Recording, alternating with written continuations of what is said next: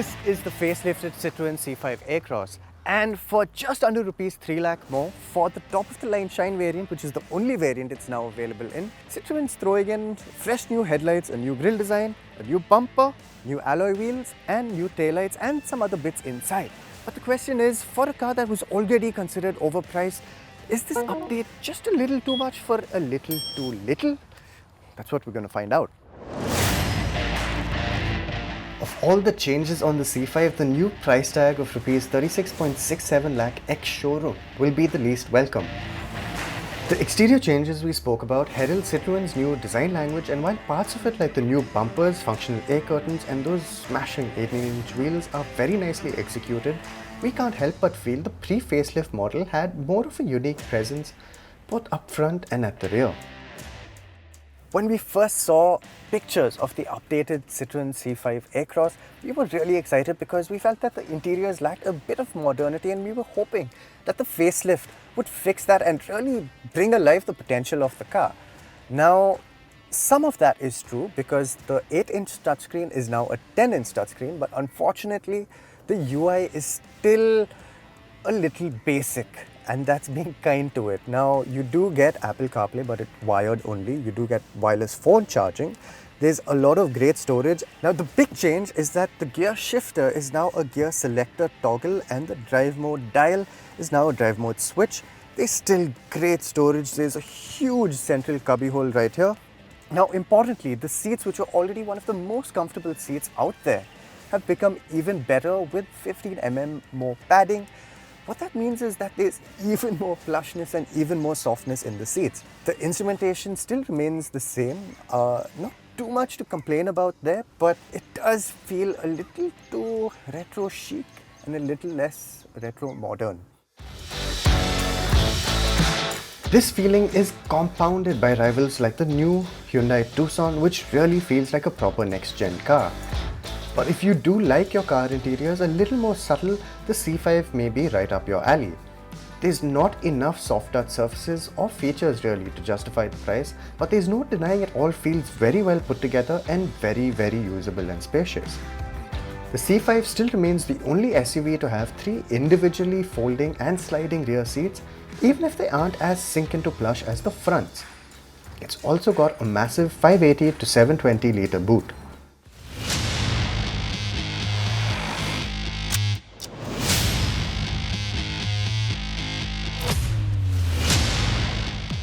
While there haven't been any mechanical changes to the C5, which means it's still powered by that 2-litre diesel engine with 177 PS and 400 Nm of torque, going to the front wheels via an 8-speed automatic.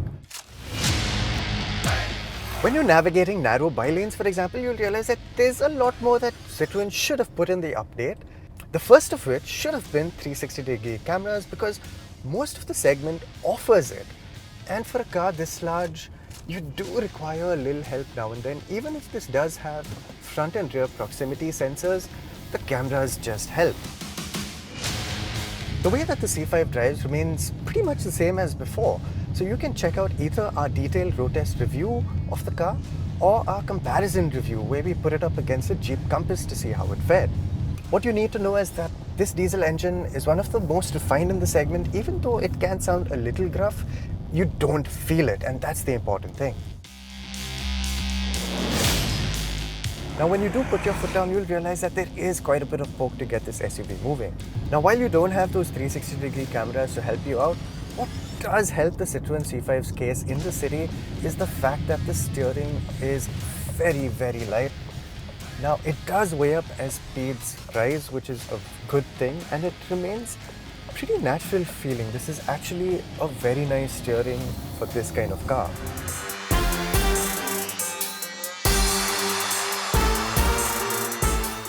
Largely, the drive experience remains stress-free and responsive at the same time. What you will notice is that in the lower gears, there is a tendency for the engine to be a little loud. You can hear it revving out to about 2,000–2,500 RPM, and you want to get away from the traffic lights a little quickly. But once you're in those higher gears, the engine does settle down quite a bit. Now, the ride quality is another aspect of the C5 Aircross that we absolutely love. This has to be one of the most comfortable riding SUVs in this price range, if not the price range above, if not the most comfortable SUV. And the extra comfort that you can find in these seats now just seems like it's adding to that. Ride comfort is definitely the C5 strong point, and it only gets better. Now, the way the C5 handles everything from broken patches of road to speed breakers just really has to be felt to be believed. The flip side is that while body movements are well controlled, there is quite a bit of degree of movement. Coming back to those body movements, what might take some getting used to is the fact that when you brake, you do have to modulate the brake pedal to make sure that you don't get too much pitching inside the car. But I think it's a small price to pay for just the overall level of comfort that you get. Okay, so does the C5 make sense? It's the most expensive SUV in its class. And considering its size and the number of people that it can seat, it seems like a tough sell. In our opinion, it still is the most comfortable SUV out there. So if comfort is your absolute priority over features and gizmos and tech and everything else, this could be the car for you. That said, there are SUVs out there that are better spec.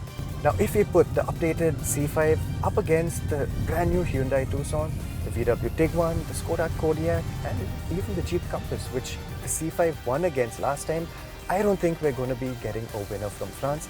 And that's just because other SUVs in the segment have moved on quite a bit. And even if they seem expensive, I think the C5 makes them seem like their value for money. And that's just an unfortunate truth.